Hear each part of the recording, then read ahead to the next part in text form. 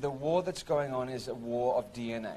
So the reason why they interbreed, the reason why they're looking for an interbreeding with each other is because they want to make sure that they maintain this particular DNA within their family line. Because this particular DNA gives them exalted abilities, gifts, psychic gifts, telepathic, telekinetic gifts. So they inbreed not because, well, partly because they are twisted, and in French it's called sang royal, which means royal blood. In the 1950s, there was a search for. Okay, so there was an influx of incarnations of higher vibrational beings coming down to this planet to try and change what's been going on here, because it has been essentially a prison planet for thousands and, well, 50,000 years, really. And so there was an influx in the 1950s and the 1970s of higher vibrational beings. The controlling consciousness that is in charge at this moment of this planet is what is and are aware of every incarnate being that comes into this planet. Through sexual union between a male and a female, energy is then sent up and vibrates up through frequencies. They have technology to be able to see where, and then a soul is then attracted to a lifetime, and then the soul will then, this is just one way, a soul will then come to the womb of the mother, and they can track this from happening. In the 1950s, there was something called Project Oak Tree. Oak Tree is synonymous with Lucifer. The controlling power that has at this time power over this planet is aware that there are very, very, very powerful beings. I don't know what you would want to call them, demigods, gods, whatever you want to call them.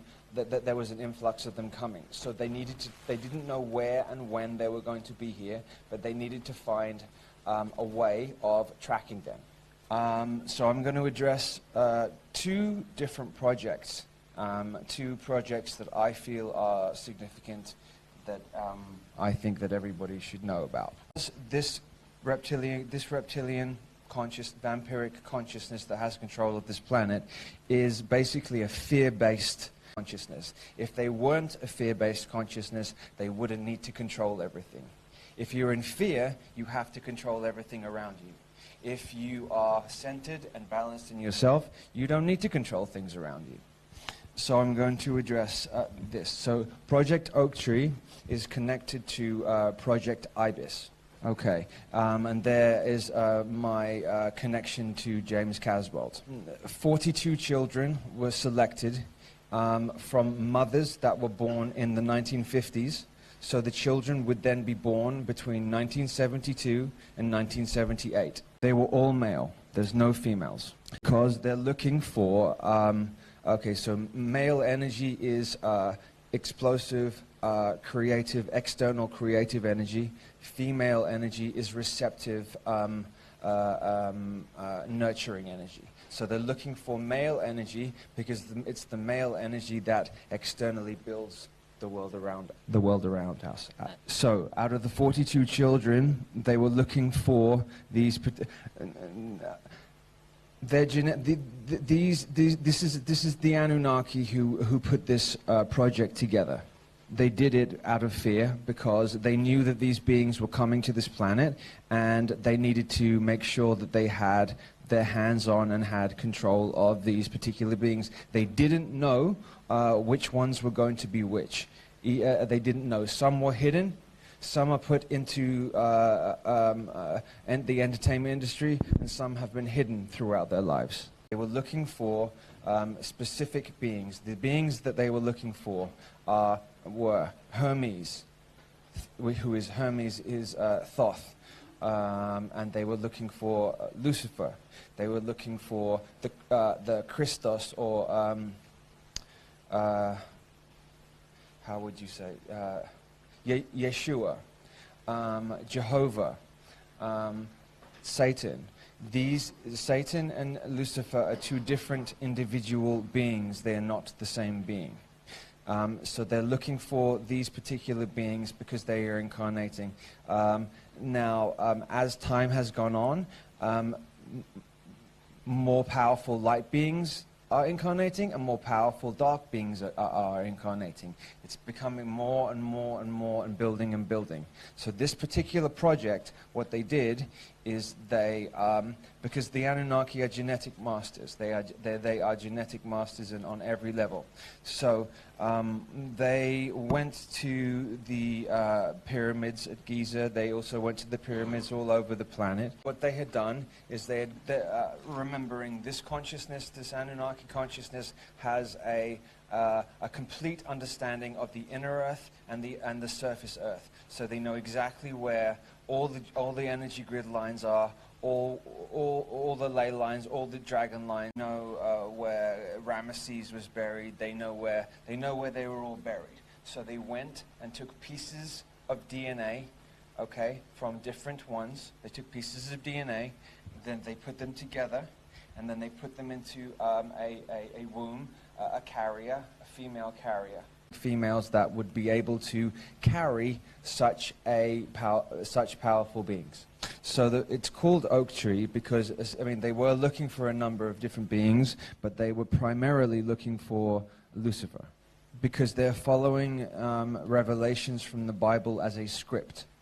So they're following it to a T as a script. So they had been looking for, there was about 4 or 5 different boys and they weren't sure which one was that one. Each one of these children has also incarnated into multiple lifetimes beforehand. Okay, so for example, Thoth in Atlantean times was king and ruler, and he ruled for 50,000 years throughout Atlantis. So if we go back 13,000 years, okay, which will take us to approximately 11,000 BC, let's say 11,000 BC, there was a very similar situation that is happening now that was happening then. A potential cataclysm that was going to happen then. What they wanted to do is they think that they can stop the cataclysm that happened when Atlantis fell. Atlantis Atlantis wasn't some idyllic paradise. It also had wars, and it was also, there was negativity went on there, but it was a far more advanced civilization than the one we have now. Project Ibis. There's also a female parallel project to it, where they were trying to bring in female deities too.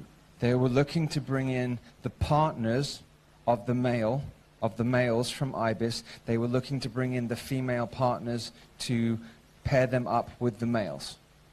So if they took, for example, let's use the example of Isis.